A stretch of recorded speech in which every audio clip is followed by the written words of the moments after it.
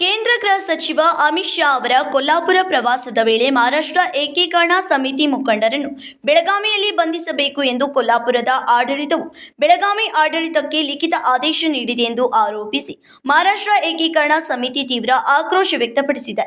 ಈ ಕುರಿತು ಬೆಳಗಾವಿ ಮರಾಠ ಮಂದಿರದಲ್ಲಿ ಭಾನುವಾರ ನಡೆದ ತುರ್ತು ಸಭೆಯಲ್ಲಿ ಮಹತ್ವದ ನಿರ್ಧಾರಗಳನ್ನು ಕೈಗೊಳ್ಳಲಾಯಿತು.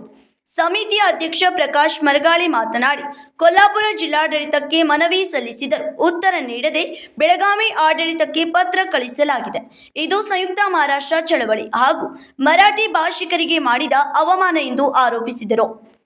ಇದೇ ವೇಳೆ ಸಂಬಂಧಿಸಿದ ಕೊಲ್ಲಾಪುರ ಜಿಲ್ಲಾಧಿಕಾರಿ ಮತ್ತು ಪೊಲೀಸ್ ಆಯುಕ್ತರ ವಿರುದ್ಧ ಕ್ರಮ ಕೈಗೊಳ್ಳುವಂತೆ ಮಹಾರಾಷ್ಟ್ರ ಮುಖ್ಯಮಂತ್ರಿ, ಉಪಮುಖ್ಯಮಂತ್ರಿ, ಸಮನ್ವಯ ಸಚಿವರು ಹಾಗೂ ಪ್ರತಿಪಕ್ಷ ನಾಯಕರಿಗೆ ಮನವಿ ಸಲ್ಲಿಸಲಾಗುವುದೆಂದು ತಿಳಿಸಿದರು.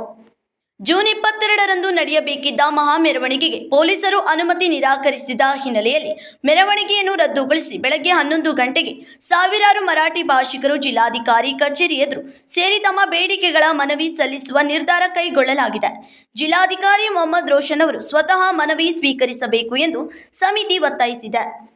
ಕಳೆದ ವರ್ಷ ಜಿಲ್ಲಾಧಿಕಾರಿಗಳಿಗೆ ಸಲ್ಲಿಸಲಾಗಿದ್ದ ಬೇಡಿಕೆಗಳನ್ನು ಪುನರ್ ರಚಿಸಲಾಗಿದ್ದು, ವಿಶೇಷವಾಗಿ 40% ಭಾಷಾ ಕಾನೂನಿನಂತೆ ಎಲ್ಲ ಸರ್ಕಾರಿ ಫಲಕಗಳಲ್ಲಿ ಮರಾಠಿ ಭಾಷೆಯ ಪರಿಣಾಮಕಾರಿ ಅನುಷ್ಠಾನಕ್ಕೆ ಆದ್ಯತೆ ನೀಡಬೇಕೆಂದು ಆಗ್ರಹಿಸಲಾಗಿದೆ. उद्या 22 तारखेला कन्नड सक्ती विरोधात आमचा एक मोर्चा ठरलेला होता. गेले 15 दिवस महाराष्ट्र समितीच्या कार्यकर्त्यांनी प्रत्येक गाव, प्रत्येक गल्ली पिंजून काढली होती की उद्याच्या मोर्चाला मोठ्या संख्येने लोक यावे त्यासाठी. पण काही कर्नाटक सरकारच्या आरमूड धोरणामुळे आम्हाला त्यांनी परमिशन नाकारलेलं आहे. आणि एक त्यांनी मान्य केलं आहे की तुम्ही निवेदन द्यायला मात्र कलेक्टर ऑफिसला येऊ शकता. त्याप्रमाणे ठरल्याप्रमाणे आमचा मोर्चा प्रत्येक गावातील, प्रत्येक गल्लीतील युवकांनी, तरुणांनी, सामान्य मराठी भाषिकांनी ज्याप्रमाणे मोर्चाला ग्रुपप्रमाणेच येणार होते त्याचप्रमाणे ग्रुपप्रमाणे DC ऑफिसकडे यावं प्रचंड संख्येनं. आणि ज्यांना ज्यांना शक्य होईल पार्किंग शक्यतो राहावेत एवढे 15 दिवस शहरामध्ये, तालुक्यामध्ये, संपूर्ण सीमा भागामध्ये जी जनजागृती केलेली आहे त्याचं उद्या प्रदर्शन DC ऑफिस समोर करावं जनतेनं, ही आम्ही जनतेला कळकळीची विनंती करतो. काही कारणास्तव एक पाऊल मागं घेऊन मोर्चाच्या ऐवजी मोर्चाच्या स्वरूपातच मराठी जनतेनं मोठ्या संख्येनं DC ऑफिस समोर जमावं आणि DC आणखीन पोलीस कमिशनर ह्या दोघांनी हे निवेदन स्वीकारावं आणि तोपर्यंत आम्ही तिथून हलणार नाही. या दोन्ही माणसांनी, DC साहेबांनी आणि पोलीस कमिशनर साहेबांनी या ठिकाणी येऊन निवेदन स्वीकारावं आणि त्यांनी आमच्या निवेदनाचा स्वीकार करावा.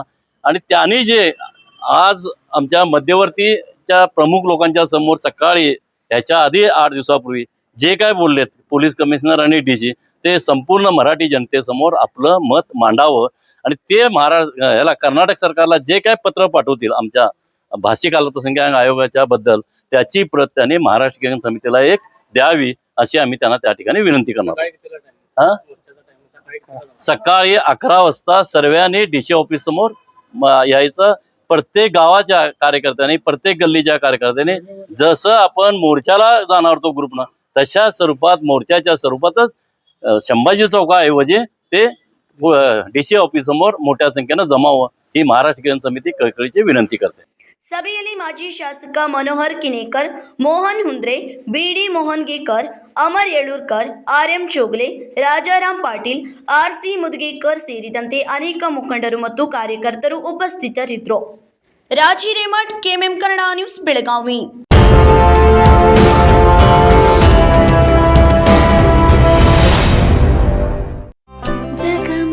ಜಗಮಗ ಹೊಳೆಯುವ ಕಣ್ಣುಗಳು, ಹೃದಯದಿ ಹರುಷದ ಅಲೆಗಳು. ಬಂದಿದೆ ಶುಭಗಳಿಗೆ, ಪ್ರೀತಿಯ ಗಳಿಗೆ, ರೇಷ್ಮೆಯಲ್ಲಿ ಸುತ್ತಿದ ಸ್ವರ್ಣಗಳಿಗೆ. BS Channabasappa and Sons, The Textile Mall, Tilakvadi, Belagavi.